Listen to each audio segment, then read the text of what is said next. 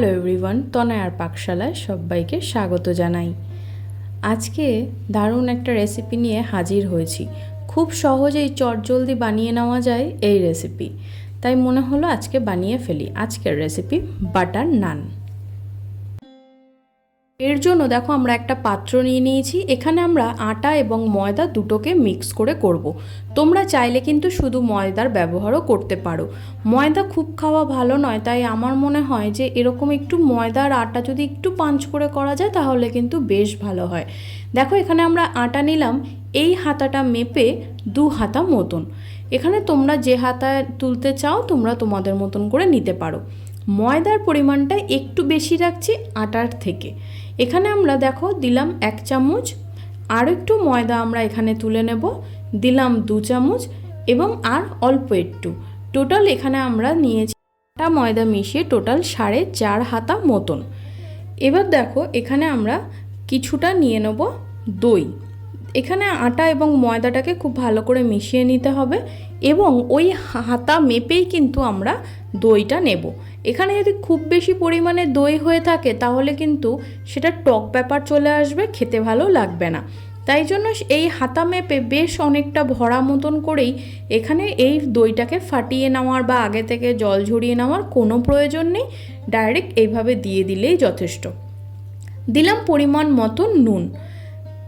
এবার এর মধ্যে আমাদের আরেকটা জিনিস দিতে হবে, দিলাম পরিমাণ মতন অল্প একটু চিনি, আর দেব এখানে আমরা বেকিং সোডা। এই সোডার ব্যবহারটা কিন্তু আমরা এখানে করব। আর এই সমস্ত জিনিস সমস্ত কিছুই কিন্তু সবসময় মানুষের ঘরেই অ্যাভেলেবেল থাকে। ইস্ট হয়তো আমাদের সবসময় অ্যাভেলেবেল থাকে না হাতে, সেই জন্য ইস্টের ব্যবহার না করে খুব সহজেই কিন্তু বানিয়ে ফেলবো।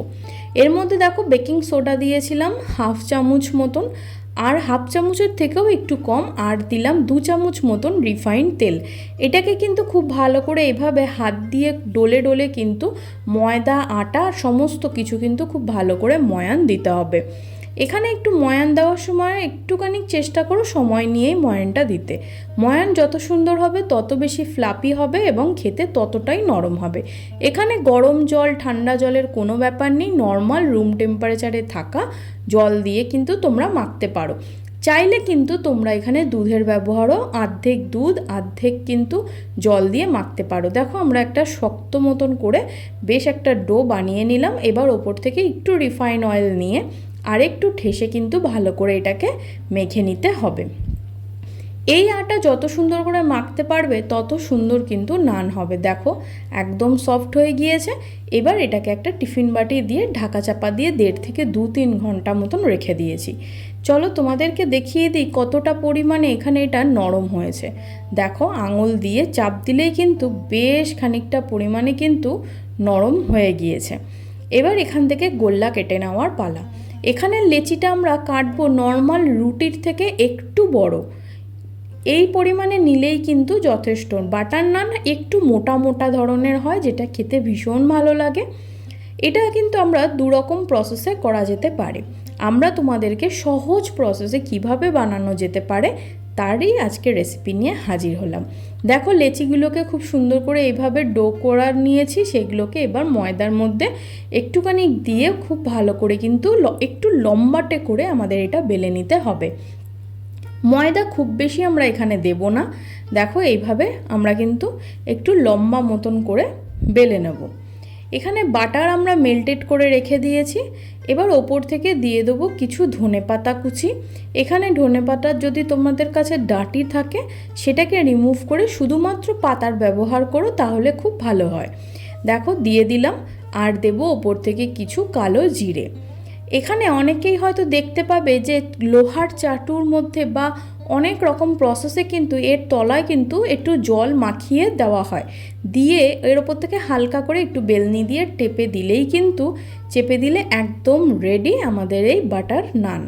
দেখো আমরা এখানে নর্মাল একটা ফ্রাইং প্যান নিয়েছি, যেটা বেশ আগে থেকেই প্রিহিট করে নিয়েছিলাম। আমরা এর নিচে জল কোনো কিছুই দিইনি, কারণ অনেক সময় হয় জল দিয়ে এইভাবে আটকে দেওয়ার পর যখনই ওপর থেকে একটু বাবল টাইপের উঠে আসে তখনই আমরা এই চাটুটাকে উল্টে দিই, তখন হয়তো অনেক সময় ওটা খুলে পড়ে যাওয়ার চান্স থাকে। সেই জন্যই আমার মনে হয় বেশ সুবিধা হয় এবং সবাই যাতে এটা খুব সহজেই করতে পারে, তাই এইভাবে করো, খেতে একই রকমই আসবে। চলো, ওপর থেকে একদম 1 চিমটি মতন মেল্টেড বাটার দিলাম, দিয়ে কিন্তু না দিলেই নয় ততটুকুই দিলাম। এটাকে কিন্তু খুব বেশি বাটার দিয়ে চপচপে করার কোনো প্রয়োজন নেই, একটু নেভা আছে হালকা হাতে কিন্তু আমাদের এটাকে ফ্রাই করতে হবে, একটু টাইম নিয়ে।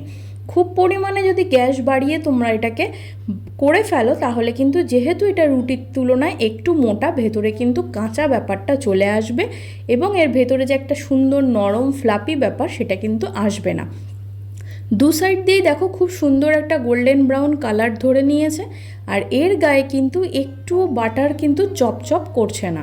তোমরা আশা করি দেখে বুঝতে পারছো। এটাকে তুলে সাইডে রেখে দিলাম। এর ওপরে দিয়ে দেবো সেই মেল্টেড বাটার যেটা ছিল, সেটাকে একটু জাস্ট ব্রাশ করে দেবো, আর কিচ্ছু নয়। এটা কিন্তু বেশ নরম থাকবে। চলো আর একটা দেখো সেম প্রসেসে দিলাম, দেখো ওপর থেকে কি সুন্দর বাবল উঠে আসছে। ততক্ষণ অবধি অপেক্ষা করো। এই পর্যায়ে যদি অনেক সময় উল্টাতে যাও হয়তো রুটিটা খুলে যেতে পারে। দেখো সেমই তো হচ্ছে, তাই নয় কি? তাহলে এই সহজে একবার বানিয়ে খেয়ে দেখো, আর কমেন্ট সেকশানে জানাও যে তোমাদের কেমন লাগলো। যারা ফার্স্ট টাইম চ্যানেলটা ভিজিট করছো তাদের কাছে অনুরোধ রইল চ্যানেলটা সাবস্ক্রাইব করো, আর পাশে থাকা বেল আইকনটি অবশ্যই প্রেস করো যাতে নতুন নোটিফিকেশান তোমাদের সামনে চলে আসে। দেখো এখানে আমরা এটাকে সার্ভ করছি রাজমা দিয়ে। রাজমা দিয়ে কিন্তু এই ধরনের বাটার নান খেতে ভীষণ ভালো লাগে। কাবলি রাজমা কারির রেসিপি কিন্তু ডেসক্রিপশানে দেওয়া রইল, তোমরা গিয়ে রেসিপিটি চেক করে আসতে পারো।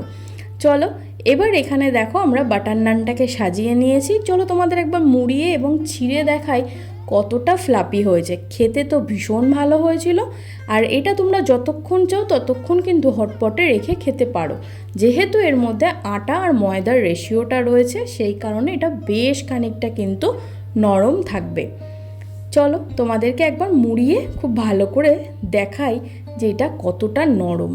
বন্ধু বান্ধব আত্মীয় স্বজন যখনই বাড়িতে আসবে চট করে বানিয়ে ফেলো এই খুব সহজেই বানিয়ে নেওয়া বাটার নান। দেখো কতটা নরম। চলো তোমাদের একবার ছিঁড়ে দেখাই।